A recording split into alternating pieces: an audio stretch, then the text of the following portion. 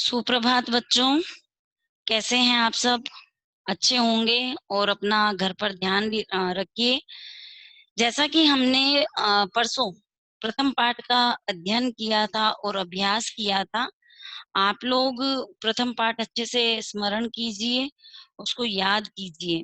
और आज हम द्वितीय पाठ, संस्कृत में द्वितीय पाठ पढ़ेंगे, जिसका नाम है विलस्य वाणी न कदापि मे श्रुता। जब हम इस पाठ को पढ़ेंगे तो हमें इसका अर्थ भी बाद में पता लगेगा कि विलस्य वाणी न कदापि मे श्रुता। मैं आपको इसका अर्थ बता देती हूँ। जब हम पूरी कहानी पढ़ेंगे तब हमें पाठ का जो नाम लिखा हुआ है या पाठ का जो हम कह सकते हैं कि पाठ का क्या मीन्स है, उसके बारे में हम बाद में समझेंगे। तो बिलस्य वाणी न कदापि में श्रोता, कि बिल में जो वाणी होती है या बिल की जो आवाज है वो कभी भी मुझे सुनाई नहीं दी। यह इस पाठ का अर्थ है। प्रस्तुत पाठ संस्कृत के प्रसिद्ध कथा ग्रंथ पंचतंत्रम के तृतीय मंत्र काकुलुकीयम से संकलित है। देखिए क्या बताया कि कई बार हमारे जो है ये प्रश्न बन जाता है कि जो द्वितीय पाठ है विलस्य वाणी न कदापि मे श्रुता, इस कथा ग्रंथ से लिया हुआ है। तो यह पंचतंत्रम, पंचतंत्र से लिया हुआ है। पंचतंत्र की विशेषता यह होती है कि यह जंगल से रिलेटेड जो कहानियां होती हैं, जानवरों से संबंधित जो कहानियां होती हैं, वह कहानियां या वह कथाएं जो है पंचतंत्र में आती है।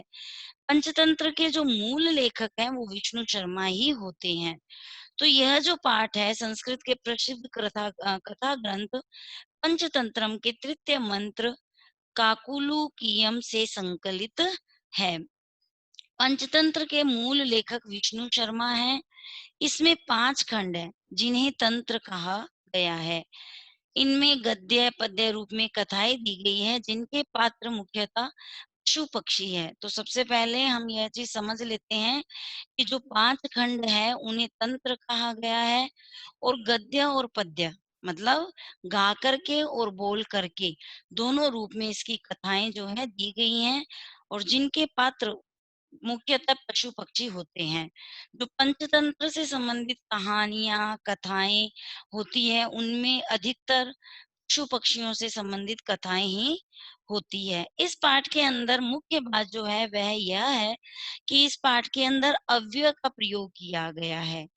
अव्यय जो वाक्य लिंग वचन कारक के बीच में आने पर भी उसमें कोई भी जो है परिवर्तन नहीं होता है। जैसे अपन पहले भी पढ़ते आए हुए हैं अव्यय कि यह सहायक शब्द होते हैं, ये हेल्पिंग वर्ब होती है। जैसे इंग्लिश में इज एम आर का प्रयोग होता है, वैसे हिंदी में यह वह तुम्हारा किसका किससे ऐसे प्रयोग होता है। और संस्कृत में अव्यय शब्द जो होते हैं वह जैसे कुत्र, यत्र, तत्र, यदा, तदा, यावत, तावत, कश्मीस्त, है ना, ये सारे नूनम, ये सारे जो होते हैं इतस्ततः। तो इस पाठ के अंदर हमारे जो है अव्यय प्रयोग किए हुए हैं। तो हम अब शुरू करते हैं अपना पाठ। पहले देखिए, कश्मिस्त वनो वने, वने माने सप्तमी विभक्ति आ रही है यहाँ पे, रामे रामे, है ना। तो कश्मिस्त, ये कश्मिस्त जो है वो अव्यय शब्द हो गया। वने खरन खरय नाम सिंह प्रतिवस्ती स्म। क्या कहा कि कश्मिस्त वने खरन खरय नाम सिंह प्रतिवस्ती स्म। यहाँ पे देखो संस्कृत में हमें व्याकरण भाग साथ में लेके चलना है। प्रतिवस्ती क्या दिया है, प्रतिवस्ती, तो यहाँ पे अव्ययी भाव हो रहा है। देखो वसती रहने के अर्थ में वस धातु है, और प्रति के लिए, है ना, प्रति जो है हमारा अव्यय शब्द है। तो यहाँ पे क्या कहा कि कश्मिस्त किसी, वने कर्ता ने कर्म को, तो अधिकरण में पे पर वने, तो किसी वन में खरन खरय नाम का शेर रहता था। समझ में आई बात कि किसी वन में खरन खर नाम का शेर रहता था। सह कदाचित देखो ये जो विसर्ग चिन्ह इसमें ह की ध्वनि आती है। सः कदाचित् इतस्ततः परिभ्रमन् क्षुधार्तः न किंचित अपि आहाराम प्राप्तवान।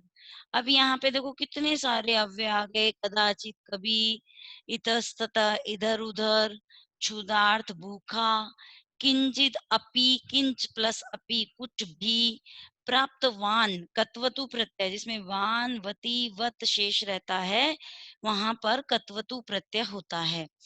तो क्या कहा कि स कदाचित इतस्ततः परिभ्रमण, परिभ्रमण मतलब घूमने के अर्थ में, परिभ्रमण मतलब घूमने के अर्थ में।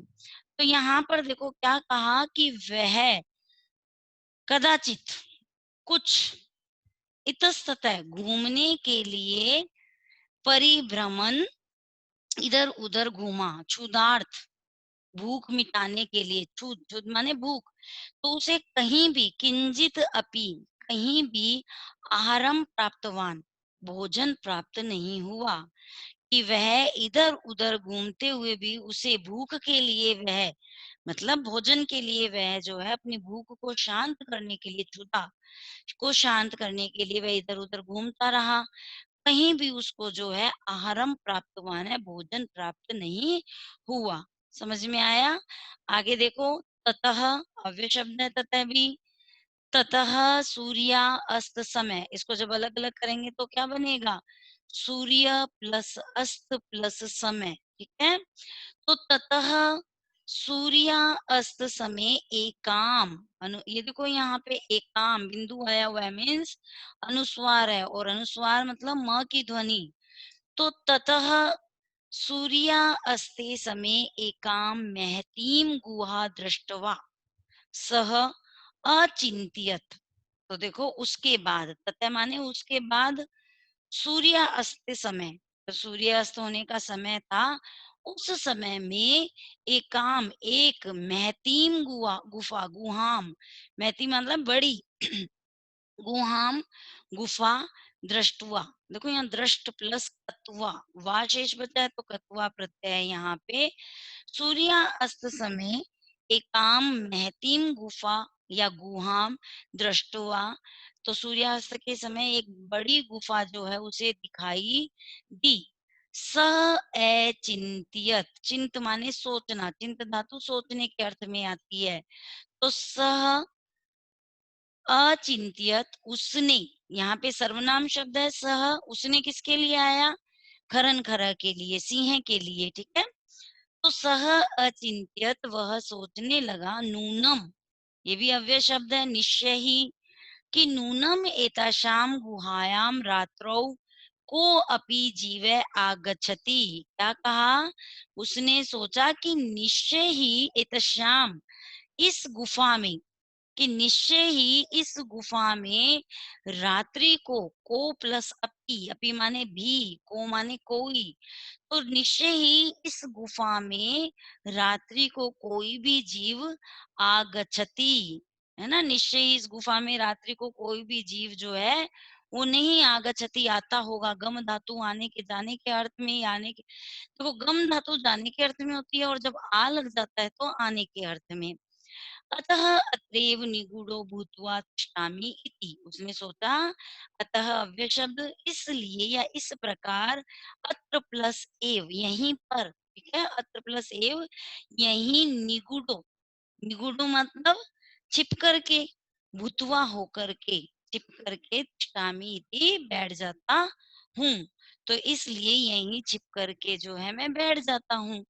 समझ में आई इतनी बात कि किसी वन में एक खरनकर नाम का राजा, सिंह है, शेर होता है ना जंगल का राजा, तो किसी वन में खरनकर नाम का शेर जो है वो रहता था।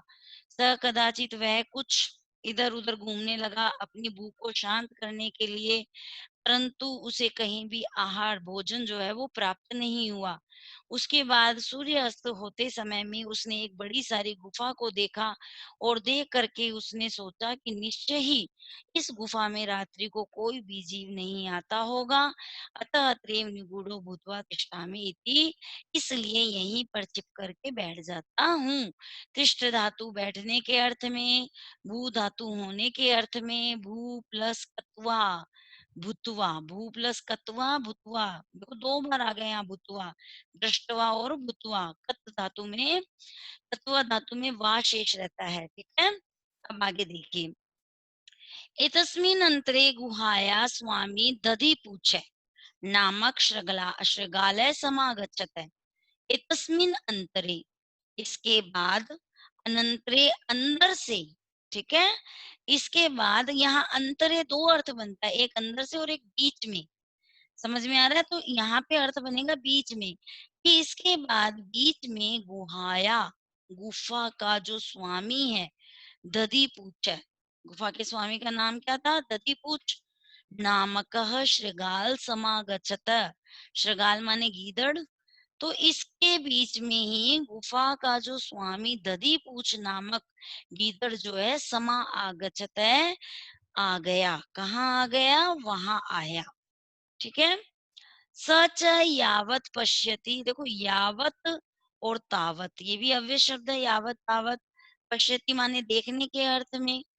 तो सच यावत पश्यति तावत सिंह पदति गुहायाम प्रविष्टा दृश्यते। सच, तो फिर क्या हुआ? उसने जहां तक देखा, एतस्मिन् अंतरे गुहाया स्वामी दधिपुक्ष नामक शृगालय समागच्छत है। इसके बीच में जो गुफा का स्वामी दधिपुच्छ था नामक जो गीदड़ था वो आ गया, ठीक है। सच यावत पश्यति तावत सिंह पदति गुहायाम प्रविष्टा दृश्यते।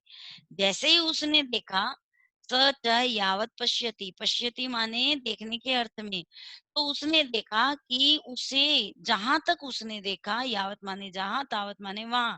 तो क्या कहा कि जहां तक देखा उसने, शेर की जो पद पद्धति थी, पद पद्धति मतलब पद माने पैर, चरण।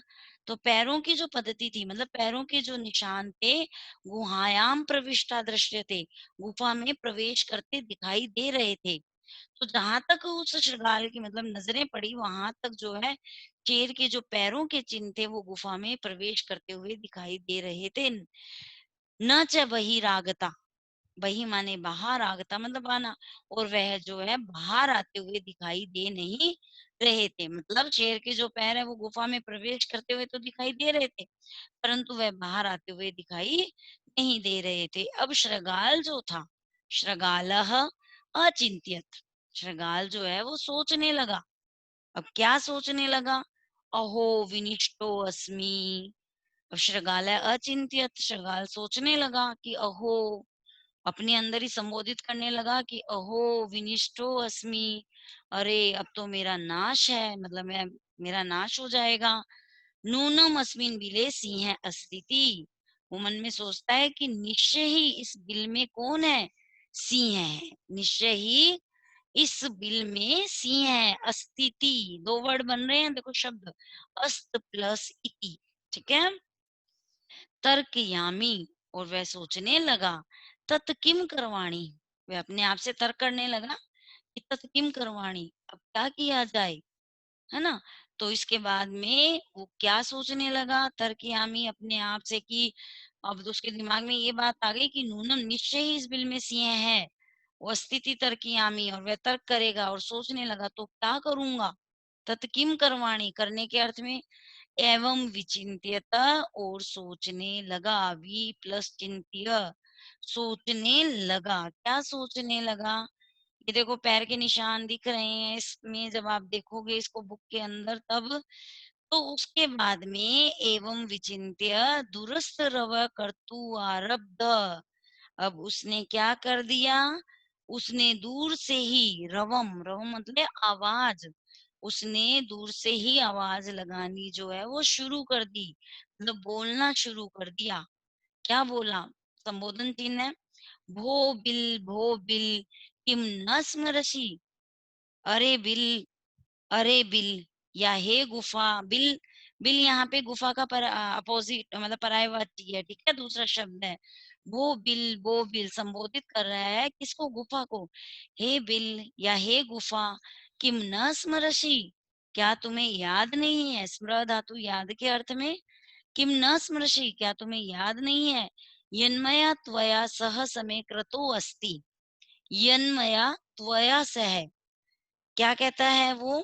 कि तुम्हारे द्वारा एक शर्त, समय माने शर्त, शर्त कृतो अस्ति की हुई थी, यत की, यदा अहम बाह्यत, जब मैं बाहर से, प्रत्यागमिष्यामि वापिस आऊंगा।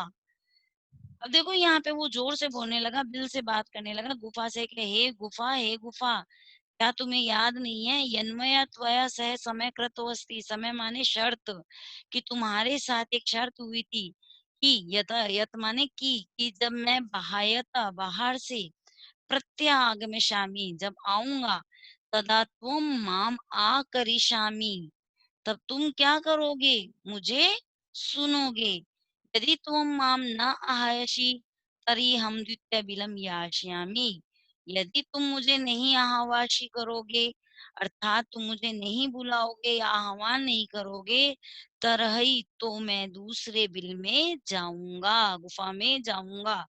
इति, इस प्रकार से जब बात को कंप्लीट कर लेते हैं या किसी जैसे अपन चैप्टर को पूर्ण कर लेते हैं, तो वहां पे इति सिद्धम आता है, अर्थात जैसे गायत्री मंत्र बोलते हैं, उसके बाद में कहते हैं इदम गायत्री इदम नमः स्वाहा इति सिद्धम, तो इति माने पूर्ण होना, ठीक है? तो क्या कहते हैं कि वो क्या कहता है कि जब मैं बाहर से आऊंगा तो तुम मुझे मेरी बात सुनोगे, और अगर तुमने मेरा आह्वान नहीं किया तो मैं दूसरे बिल में चला जाऊंगा, इति, इस प्रकार से। अब इसके आगे देखो क्या होता है, अथ एत श्रुत्वा, देखो यहाँ पे एत श्रुत्वा है, श्रुत्वा मतलब श्रुत्वा, यहाँ पे संधि हो रही है, ठीक है? शचुना शटु, श को छ हो जाता है, च वर्ग हो जाता है ना? जब हम संधि करेंगे तो यहाँ पे ये चुतवा जो है ये श्रुतवा बन जाएगा, सुनने के अर्थ में। अथ एत श्रुत्वा सिंह, इसके बाद में क्या हुआ? यह सुनकर के जो शेर था वो अचिंत्यत, सोचने लगा कि नुन ऐशा, कि निश्चय ही यह, गुहा स्वामी ने सदा सम्मान करोती, कि निश्चय ये जो गुफा है वो स्वामी ने, स्वामी का हमेशा आह्वान करती है। आह्वान मतलब बुलाना, जब गुफा के अंदर जिसकी जो धरोहर है या उसकी गुफा है, तो वो मन में सोचने लग गया कि निश्चय ही ये जो गुफा है वो स्वामी की सदा हमेशा आह्वान करती होगी। परंतु मद भयात न किंचित वदतु, परंतु मद मेरे भय से, है ना? तो ये जो गुफा है वो मेरे डर के मारे, मद भयात मेरे डर से, न किंचित वदती, कुछ नहीं बोल रही, वद धातु बोलने के अर्थ में है ना, और लट लकार है यहाँ पे, किंचित कुछ भी। हो सकता है वो मन में सोचता है कि यह जो गुफा है वो मेरे भय से नहीं बोल रही होगी, अथवा सा द्विवम उच्यते, देखो सा प्लस द्विवम, धम, धम माने यहाँ पे भी संधि हो रही है, साधु प्लस इदम, इसके बाद वह जोर से बोला, उच्च धातु किसके अर्थ में? वाच धातु बोलने के अर्थ में। तो इसके बाद में वो जो है जोर से बोला, क्या जोर से बोला ये हम कल के अध्याय में पढ़ेंगे, और कल हम इसको पूर्ण करेंगे। धन्यवाद, घर में रहिए, सुरक्षित रहिए।